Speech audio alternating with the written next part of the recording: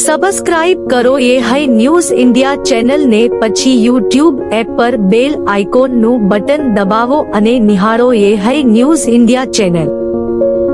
Audio Jungle.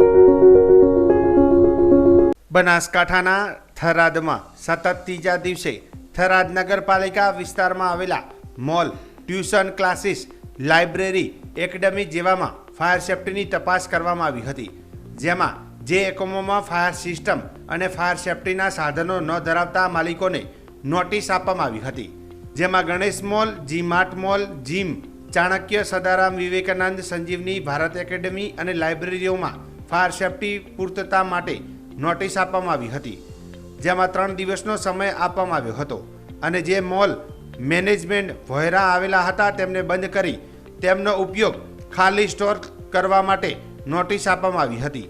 આમાં બેદરકારી કરશે તો બિલ્ડિંગ કે એકમ સીલ કરવાની કડક સૂચના પણ આપવામાં આવી હતી, જેમાં થરાદના મામલતદાર કે.એચ. વાઘેલા, નગરપાલિકા ચીફ ઓફિસર વિપુલભાઈ પરમાર, નગરપાલિકા ફાયર ઓફિસર વિરમભાઈ રાઠોડ, નગરપાલિકા એન્જિનિયર લાલજીભાઈ પટેલ અને પોલીસ સ્ટાફ સાથે રહી કાર્યવાહી કરવામાં આવી હતી. સ્વસુથાર પ્રદીપભાઈ હેમજીભાઈની ત્રીજી પુણ્યતિથિ નિમિત્તે તેમના નાના ભાઈ કિરણભાઈ સુથાર પીએસઆઈ દ્વારા થરાદ ખાતે આવેલ એપીએમસી માર્કેટયાર્ડમાં બ્લડ ડોનેશન કેમ્પનું આયોજન કરવામાં આવ્યું હતું. આ બ્લડ કેમ્પનો ઉદ્દેશ માત્ર એક જ કે સરહદી વિસ્તારમાં રહેતા લોકોને બ્લડ માટે ઘણી મુશ્કેલીઓ વેઠવી પડે છે, એ મુશ્કેલી ન વેઠવી પડે તે માટે અને ખાસ તો ડિલિવરી સમયે બ્લડની જરૂર પડતી હોય છે, ત્યારે આ મુશ્કેલી ન પડે એવા સારા વિચારો સાથે આ સુથાર પરિવાર દ્વારા આ પ્રયાસ સતત 3 વર્ષથી પોતાના મોટા ભાઈ સ્વ પ્રદીપભાઈની આત્માને શાંતિ મળે તે હેતુથી આ કાર્ય કરી રહ્યા છે. સામાજિક કાર્ય હોય કે પછી લોકહિતનું કાર્ય હોય, સ્વ પ્રદીપભાઈ પોતાની નાની ઉંમરમાં જ થરાદ ખાતે બહુ મોટી નામના મેળવી હતી, પણ વિધિના વિધાન આગળ કોઈનું કંઈ ચાલતું નથી. બહુ નાની ઉંમરમાં અણધારી વિદાય સુથાર સમાજ માટે બહુ મોટી ખોટ સમાન બની રહી છે. એમના દ્વારા સતત લોકહિતના કાર્યોને એમના નાના ભાઈ કિરણભાઈ સુથાર દ્વારા જીવંત રાખવામાં આવ્યા છે, ત્યારે આજે સમાજના વડીલો તેમજ સગા સંબંધી મિત્ર વર્તુળ તેમજ કિરણભાઈ દ્વારા આજે થરાદ ખાતે પ્રદીપભાઈની ત્રીજી પુણ્યતિથિ નિમિત્તે બ્લડ ડોનેશન કેમ્પનું આયોજન કરવામાં આવ્યું હતું, જેમાં 100થી વધારે બોટલો ડોનેટ કરવામાં આવી હતી. આ તમામ દાતાઓનું બનાસકાંઠા જિલ્લાના સાંસદ પરબતભાઈ પટેલ, રાજપૂત સમાજના પ્રમુખ ડીડી રાજપૂત, બનાસ બેંકના ડિરેક્ટર શૈલેષભાઈ પટેલ, પાલિકાના પૂર્વ પ્રમુખ પતુસિંહ રાજપૂત, દશનામ ગોસ્વામી સમાજના યુવા પ્રમુખ ગુલાબગીરી અતીત, સેક્રેટરી ભેમજીભાઈ પટેલ સહિત આગેવાનો દ્વારા હનુમાનજીનો ફોટો અને સન્માનપત્ર આપીને સન્માનિત કરવામાં આવ્યા હતા. રાજકોટના અગ્નિકાંડ બાદ ભાભર નગરપાલિકા મામલતદાર એક્શન મોડમાં જોવા મળ્યા. ભાભર નગરપાલિકા અને મામલતદારની ટીમે ભાભરની બજારમાં ઠેર ઠેર જગ્યાએ ફાયર સેફ્ટી બાબતે તપાસ હાથ ધરી. ભાભરમાં આવેલ મોટા શોપિંગો, મોલ, દવાખાનામાં તપાસ હાથ ધરી હતી, જેમાં તપાસમાં એનઓસી અને ફાયર સેફ્ટી નહોતી, તેમજ જરૂરી સેફ્ટીના સાધનો માટે મામલતદાર આર.એમ. ચૌધરી અને ચીફ ઓફિસરે તપાસ કરી નોટિસો આપી અઠવાડિયામાં જરૂરી સેફ્ટીના સાધનો રાખવા માટે સૂચન કર્યું હતું.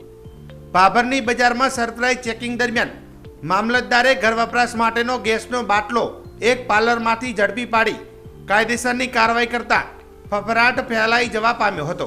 આમ ભાભર નગરપાલિકા અને મામલતદારની ટીમ દ્વારા સંયુક્ત ભાભરની બજારમાં સેફ્ટી માટે ઝુંબેશ હાથ ધરવામાં આવી હતી.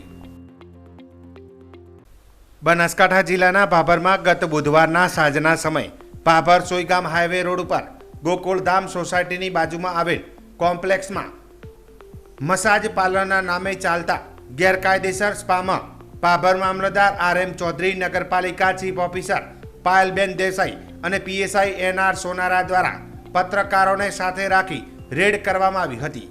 રેડ દરમિયાન સ્પાના સંચાલક સહિત ગુજરાત રાજ્ય બહારની એટલે કે કલકત્તાની 3 યુવતીઓને દબોચી લેવામાં આવી હતી. તપાસ દરમિયાન સંચાલકે 5 રૂમ ભાડે રાખેલી હતી. અંદર અલગ અલગ ખાના બનાવેલા હતા, જેમાં ગાદલા તેમજ અન્ય એક બંધ રૂમમાંથી કોન્ડમ મળી આવેલ તેમજ વીઆઈપી એસી સહિતની સુવિધા જોવા મળી હતી. મામલતદાર દ્વારા રજીસ્ટર તેમજ જરૂરી સ્પા માટેના દસ્તાવેજોની તપાસ કરવામાં આવતા જે ગેરકાયદેસર આ સ્પા ચાલતો હોવાનું જણાઈ આવતા 5 રૂમોને સીલ મારી સંચાલક મુકેશ માળી સામે કાર્યવાહી હાથ ધરવામાં આવી હતી.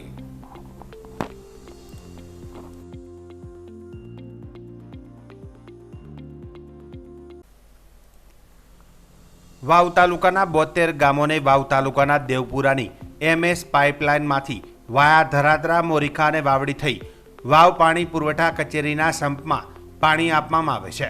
ત્યારબાદ વાવ તાલુકાના 72 ગામોને પાણીનો જથ્થો ફાળવવામાં આવ્યો છે. ત્યારે છેલ્લા કેટલાય સમયથી સરહદી વિસ્તારના ગામડાઓ તેમજ વાવમાં પાણીની બૂમરાડો ઉઠવા પામી છે. જેમાં થરાદ પ્રાંત અધિકારી સતીશ જાનીના માર્ગદર્શન હેઠળ વાવ પાણી પુરવઠા અધિકારી સહિત કર્મચારીઓ પાણીની ચોરી કરતા કનેક્શનો અંદાજિત 45 થી વધુ કનેક્શનો કાપવામાં આવ્યા હતા. પરંતુ માત્ર કનેક્શન કાપી વાવ પોલીસ મથકે ફરિયાદ ન નોંધાવતા ક્યાંક ને ક્યાંક અધિકારીઓનો મેળાપીપણું હોવાનું પણ લોકમુખે ચર્ચામાં ચાલી રહ્યું છે. ત્યારે અગાઉ પણ રજૂઆતોના પગલે કનેક્શનો કાપી ફરિયાદ કરવામાં આવી હતી.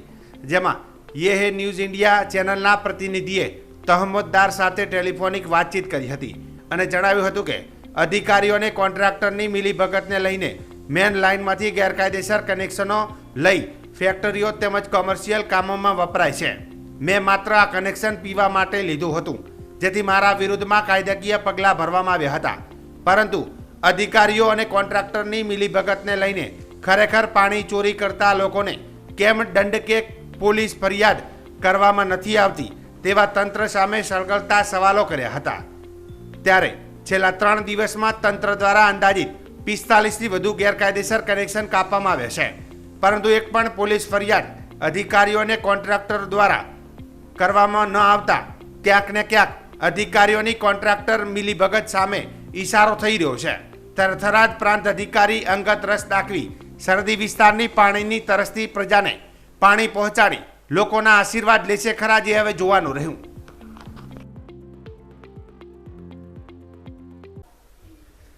થરાદ શહેરમાં ટ્રાફિકની સમસ્યા અવારનવાર થતી હોય છે.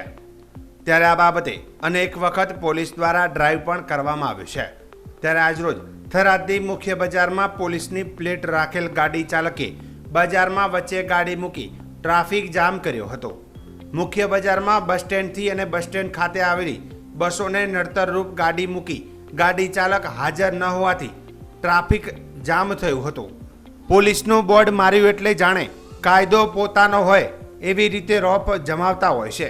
ગાડીમાં બોર્ડ રાખી શહેરમાં રોપ જમાવવા આવા શખ્સોને ગાડી નંબર પ્લેટના આધારે જેમ જનતાને દંડની કાર્યવાહી કરવામાં આવે છે તેવી જ રીતે આ લોકો સામે થરાદ પોલીસ સ્ટેશનના ઉચ્ચ અધિકારી કાયદેસરની કાર્યવાહી કરી કાયદાનો પાઠ ભણાવે તેવી લોકોમાં માંગ ઉઠવા પામી છે.